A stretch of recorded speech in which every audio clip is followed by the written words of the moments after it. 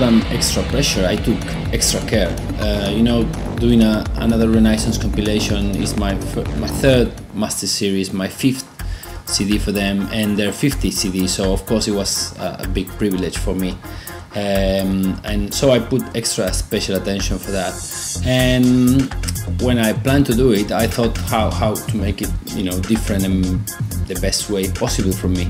So I think one of the downsides these days of the compilation side is, like, you know, within the digital era, people don't normally tend to get all the tracks before the CD is released. So I think that's a bit frustrating for DJs, that we work hard trying to make the best CD possible, and sometimes it gets difficult on that side. So I thought that one of the ways of doing it was by trying to get as much as exclusive content for the CD. So I locked myself in the studio in the summer in South America with different friends, and we produced like 12 exclusive tracks for the CD. And also I asked some of my friends from the international scene to produce tracks that they would be exclusive at the moment the CD is released. So I can fairly say that probably when the CD is out in the streets, 95% of the tracks are going to be exclusive or unheard by anyone. So, you know, I think that's the goal I wanted to achieve, and I think I did it.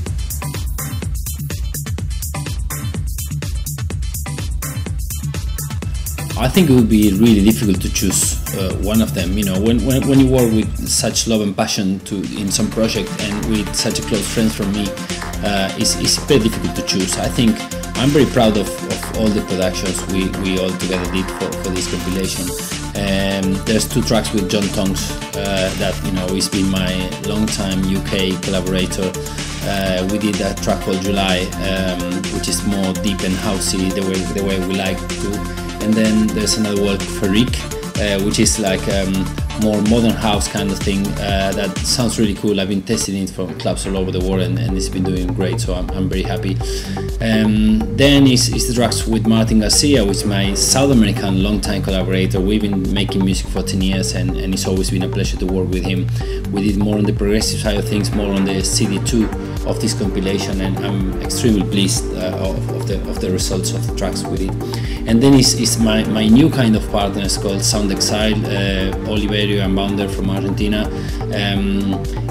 I always been a fan from their stuff, and since they are friends also, I thought, you know, while I was being in South America in our summer, I thought it was a good time to get together and make some tracks. We originally tried to make 3 tracks, and we ended up doing 6 tracks because of their good results. So that's, having said that, you know, I'm very pleased of all of them, and I hope people is gonna like them as much as I did.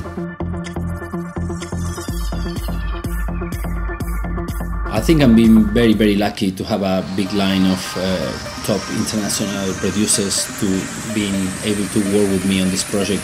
It wasn't difficult to convince them to keep the tracks exclusive for me until the CD comes out, and I think that was the main goal of the project for me. So, you know, having the chance to make or have people collaborating, like, you know, like Timo Maas, Danny Howells, you know, James Aviela, Guy Gerber, Guy J, Henry Size, Mark Maxeni, the long list. It would be unfair to put some on top of the others, because they all really did make for the CD very, very good tracks, and I'm very pleased of that. I'm very thankful, of course, that, you know, the labels and the producers agreed on keeping this exclusivity, and that helped me to reach the goal I want. So I'm very, very happy with it. I think style-wise, there's not a big difference, you know, because both in the CD and normally in the clubs, I try to start my sets in a deeper way of things, you know, playing slow and deep house, and then start building from there, going towards to more tougher, houseier, tech house or progressive kind of sound. I think the elements I look in music are always very similar. You know, I like music with soul, with melody, groove, big bass lines. You know, it can be more happy, it can be more dark. It doesn't matter. But as long as those elements I look for, I can find them. Having said that, of course, in the studio you have a little more time rather than live, so you can sit down and tweaking things to make it a bit more, perfectly crafted. But I don't think that makes a big difference. I put an effort when I work in live to make the best mix I can, and same in the studio. So I think the approach musically is in the end what it counts. What it comes from the speakers, whether you are playing live or you are playing in the studio, it should be similar, and I hope people will find the same way as I do.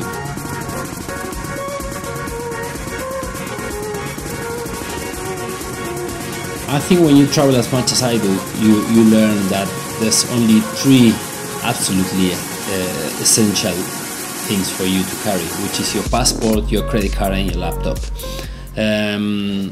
The first 2 for obvious reasons, and the third, the laptop.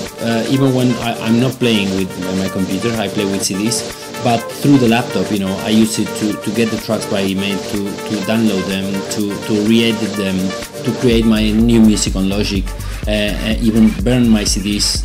I'm gonna play every night on the same computer, and then even get in touch with my management, my agency, my travel agent, get the flights.